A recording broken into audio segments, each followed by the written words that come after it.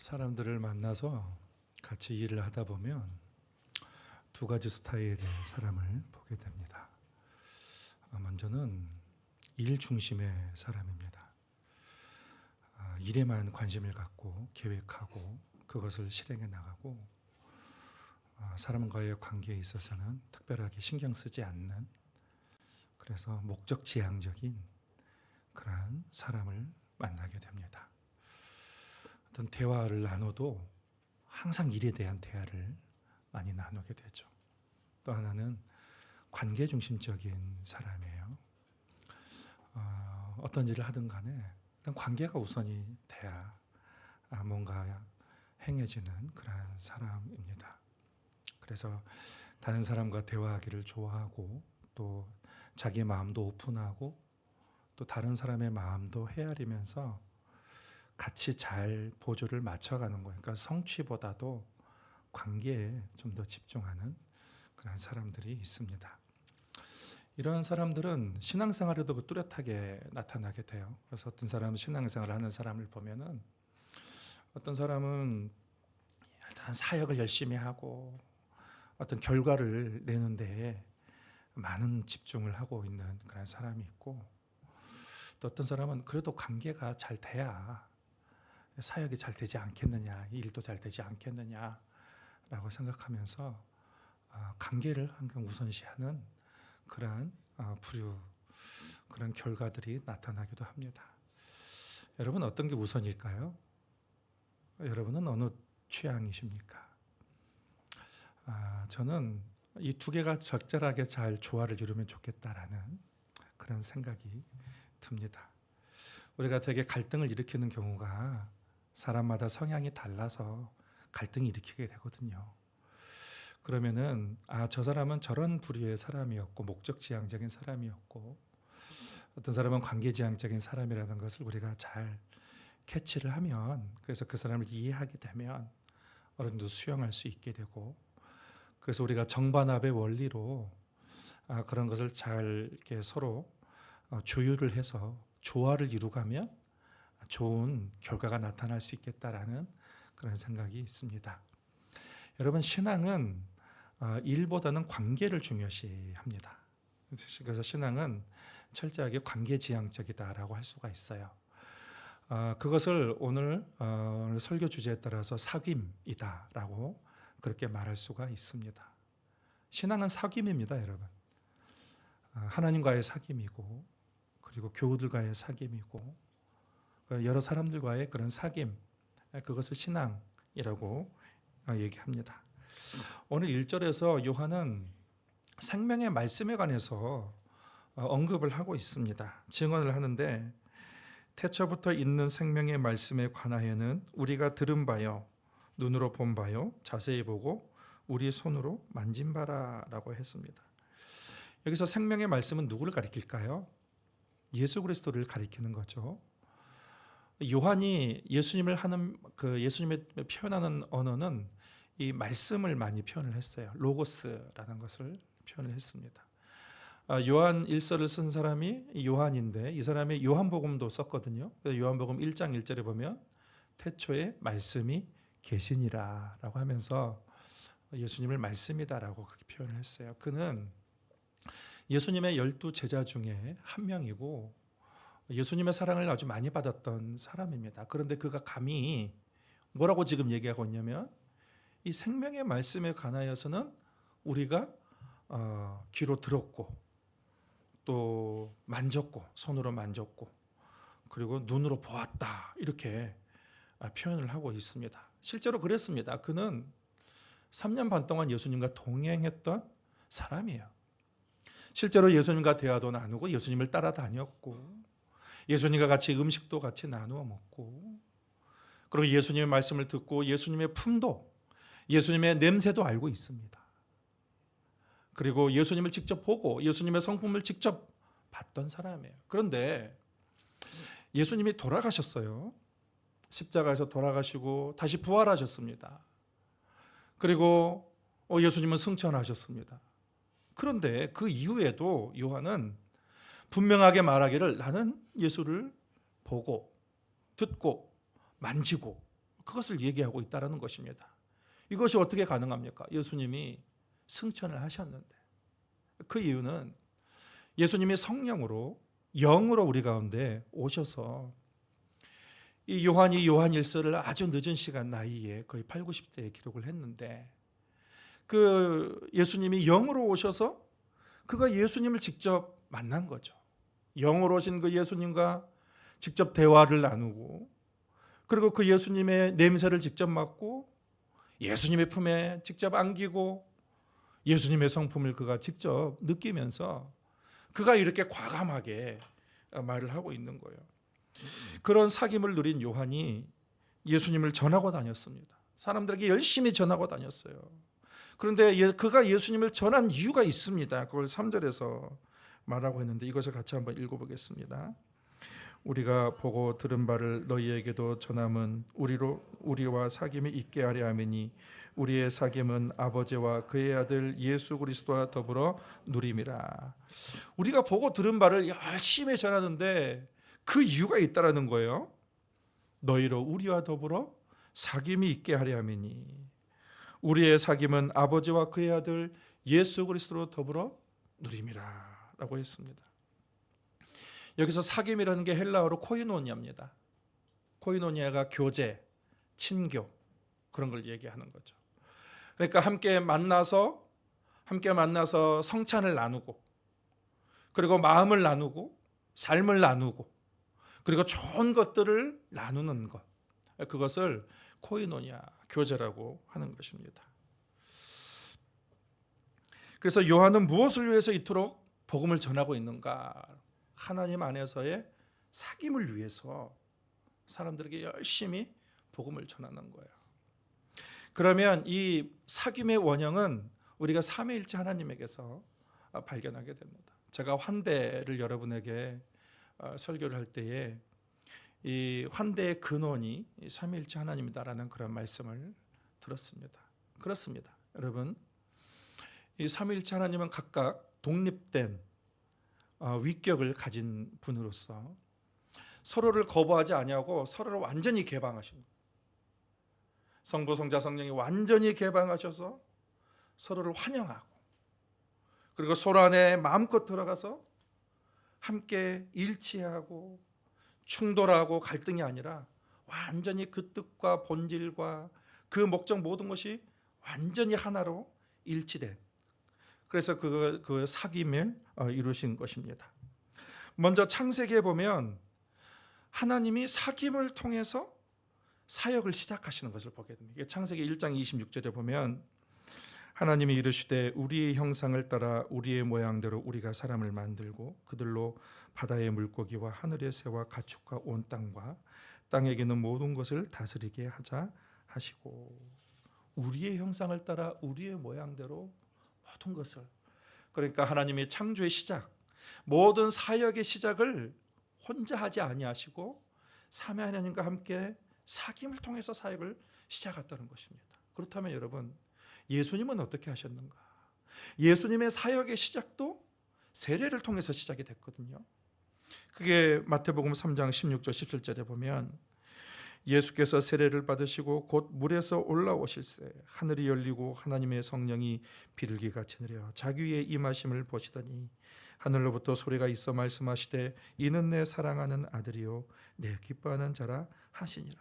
예수님의 세례를 받고 올라가실 때에 성령이 임하시고 하늘로부터 아버지 하나님의 소리가 들리시면서 예수님의 사역도 예수님의 독단적으로 혼자 하지 아니하시고 삼위일체 하나님이 함께 연합하고 사귐을 통해서 함께 사역을 시작을 하셨다는 것입니다. 이 삼위일체 하나님이 이 사역이 원형이 된다는 것은 오늘날 교회와 우리에게 주는 시사하는 바가 아주 큽니다. 그것은 우리가 홀로 하도록 하나님께서 이 인생을 홀로 하도록, 홀로 시작하도록 그 하나님께서 원치 않으신다는 것입니다. 사람들과 더불어 사귐을 통해서 같이 삼위 하나님과 함께 하기를 원하신다는 그 하나님의 그 뜻이 이 삼위일체 안에 담지되어 있는 것입니다. 그리고 이 하나님께서 놀랍게도 우리를 그 사귐으로 초대를 하시는 거예요. 하나님 우리와 사귀고 싶어 하시는 것입니다.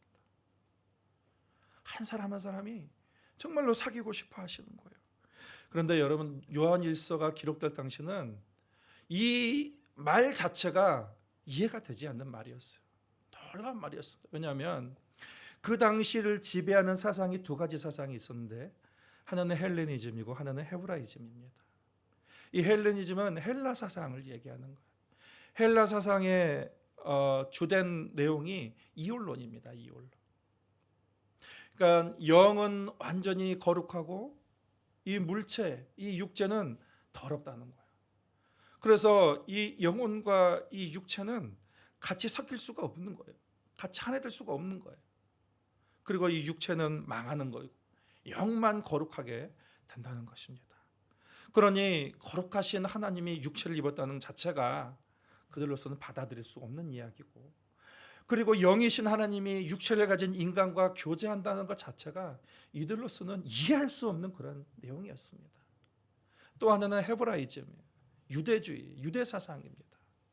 이 유대 사상으로서도 마찬가지야. 거룩하신 하나님이 인간이 만나면 죽습니다. 그분을 뵈면 죽어요. 그래서 우리가 구약 성경에 보면 사람들이 여호와의 얼굴을 보면 죽기 때문에 항상 중간자를 세웠습니다. 제사장을 세우고 모세를 세웠어요. 우리가 죽을까 하노라, 대신 우리의 중간자가 되어줘라 라면서. 그러니까 당시에 이 주요한 이 두 가지 사상을 사람들이, 이 두 가지 사상에 가지고 있는 그 사람들의 입장에서는 이 말씀 자체가 이해가 되지 않는 거예요. 그런데 여러분, 이 영이신 하나님과 인간이 가까울 수 없는 결정적인 이유는 죄 때문입니다. 죄. 이사야 59장 1절에 보면 너희 죄가 하나님과 우리 사이를 갈라놓았다라고 했습니다. 로마서 6장 23절에 보면 죄의 삭은 사망이다. 하나님과 인간 사이가 죄 때문에 완전히 갈라져 있어요. 인간의 결국은 완전히 사망과 멸망이 되어 있는 거예요. 가까이 할 수가 없는 거예요. 그런데 하나님이 우리와 사귀고 싶어서 예수님을 보내주셨습니다.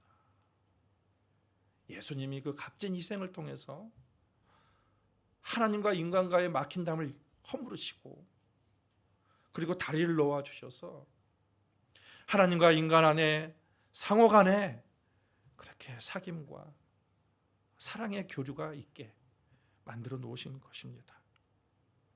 이 사귐이 누리는 시간과 정수는 어디든지 하나님의 나라가 임하는 그 하나님 나라의 현장이 되는 것입니다. 과학 문명이 발달한 오늘날의 특징은 외로움이에요. 사람들은 본질적으로 외롭습니다. 그런데 어떤 사람들은 외롭지 않다고 그래요.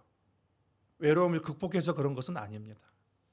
본인이 할 일이 많이 있고 지금 곁에 사람들이 많아서 외롭지 않다고 느끼는 거지, 결국은 다 떠나가게 돼 있는 거예요.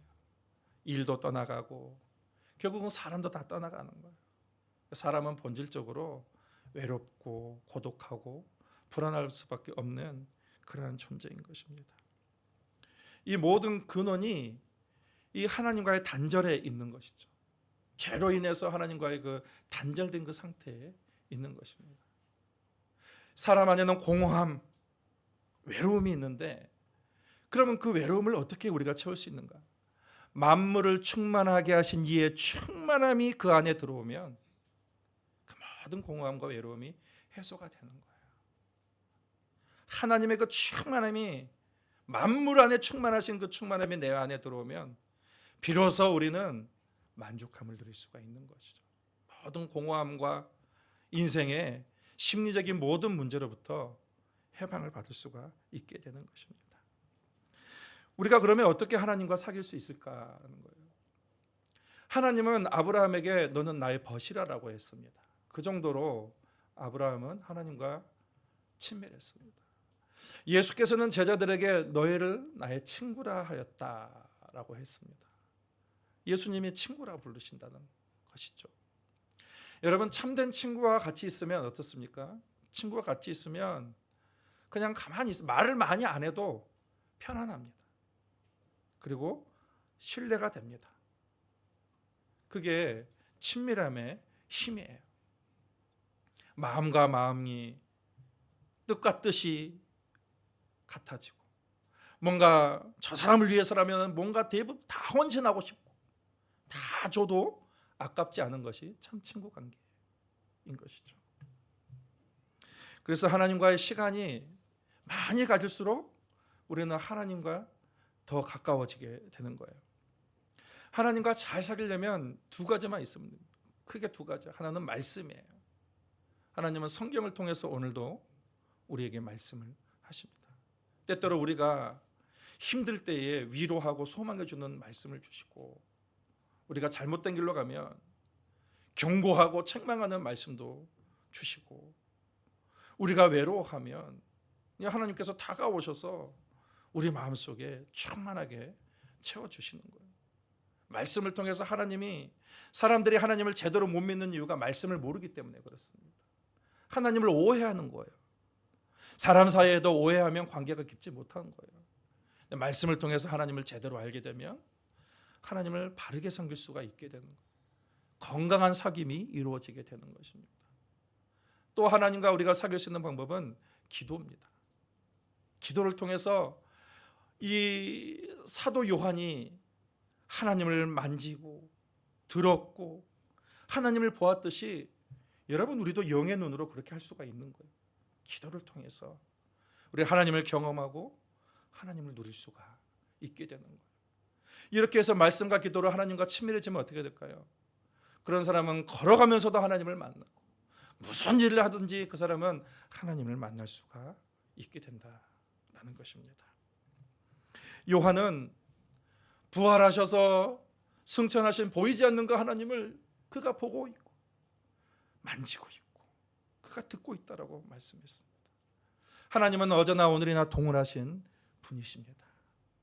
그리고 우리를 만나주길 원하시고 우리를 초대하시는 분이에요. 오늘도 그 하나님의 자리로 초대하시는 그 하나님, 너 나하고 좀 사귀자, 너 나를 외면하지 말고, 너 나를 잊어버리지 말고 내가 부르는 자리에 항상 좀 나왔으면 좋겠다.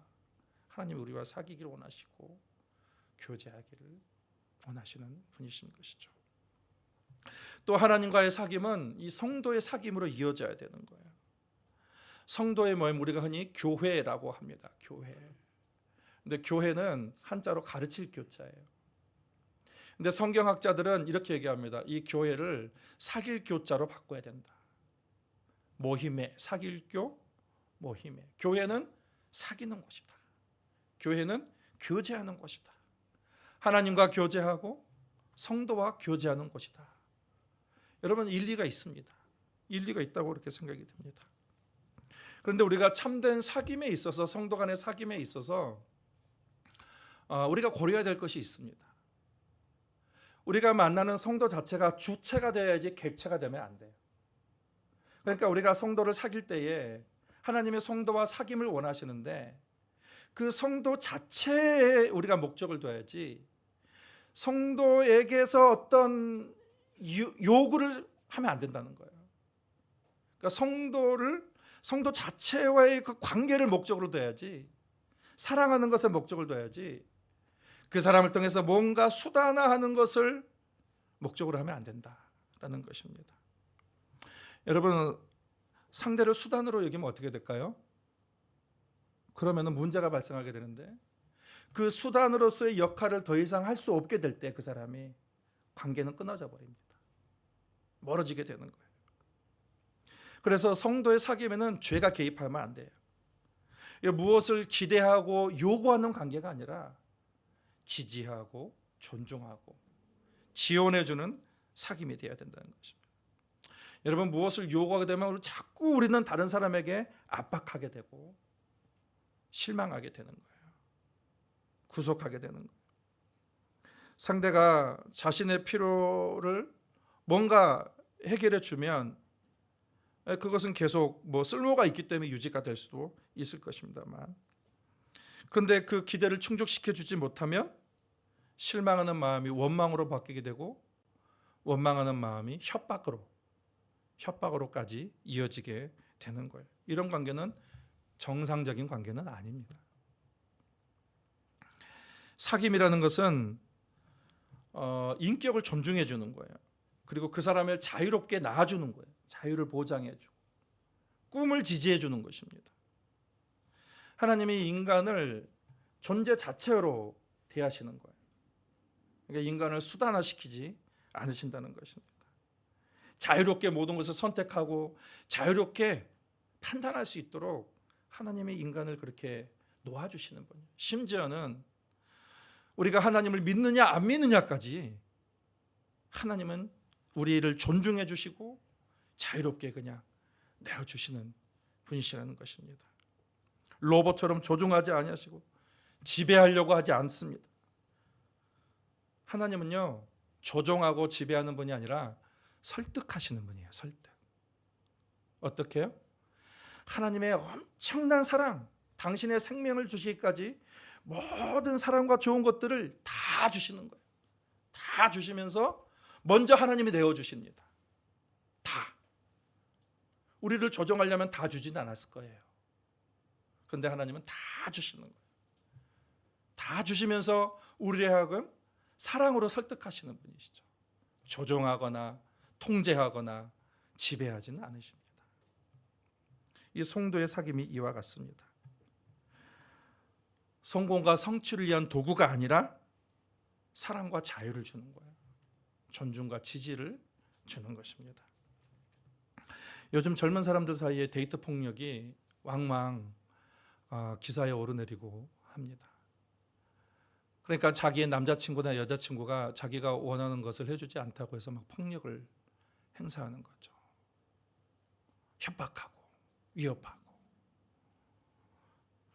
이건 사랑이 아닙니다. 사랑은 자유를 주는 거예요. 상대에게 자유를 주는 것입니다. 존중하고 인정해 주는 거예요. 그리고 지켜주는 것입니다. 무엇보다도 사귐이라는 것은 섬김입니다. 서로를 섬기는 거예요.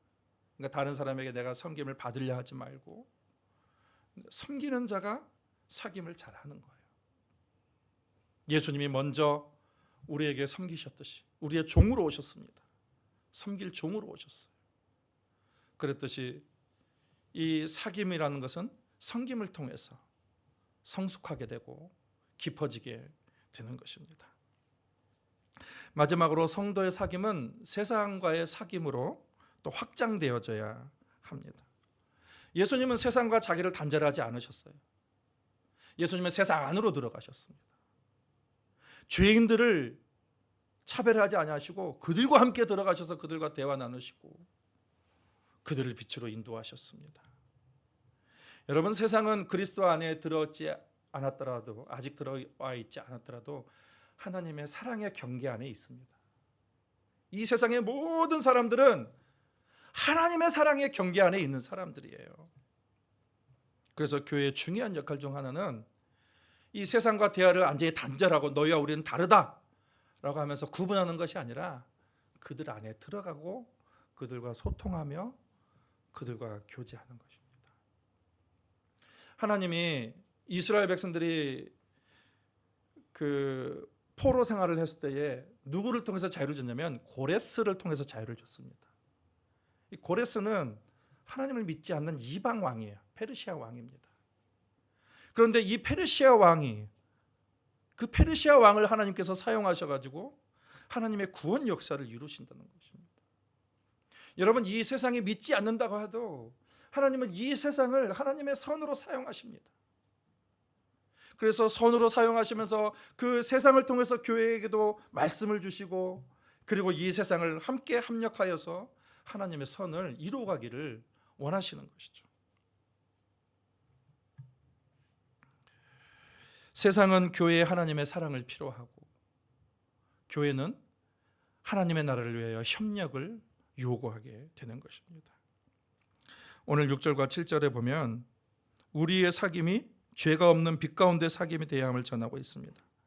만일 우리가 하나님과 사귐이 있다 하고 어둠에 행하면 거짓말을 하고 진리를 행하지 아니함이거니와 그가 빛 가운데 계신 것 같이 우리도 빛 가운데 행하면 우리가 서로 사귐이 있고. 세상 안에 들어가고 세상과 사귀되 빛 가운데 거한다는 것이죠.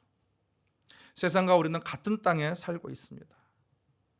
그래서 다르다고 해서 구분하고 차별하는 것은 하나님의 뜻은 아닙니다. 하나님은 동등하게 하나님의 은혜를 선인과 악인에게도 똑같이 비추는 분이고, 믿는 자와 믿지 않는 분에게도 오늘도 하나님의 은혜를 계속해서 부어주고 계시는 것이죠. 그래서 우리는 서로 적대하는 관계가 아니라 상생하며 협력하는 관계가 좀 모색할 필요도 있습니다. 말씀을 마무리하겠습니다. 사귐은 우리를 아름답게 하고 설레게 하는 단어예요. 여러분, 사귄다, 누군가 사귄다 할 때 막 흥분되지 않습니까? 저만 그렇군요. 하나님의 사람들과, 하나님과 사람들과 교제한다고 할 때 하나님은 오늘도 우리를 사귐의 자리로 초대하고 계십니다. 하나님과 잘 사귀시고 또 성도들과 또 이 세상과 잘 사귀셔서 이 세상을 아름답게 또 아름다운 그런 삶을 만들어가는 우리가 되기를 바랍니다.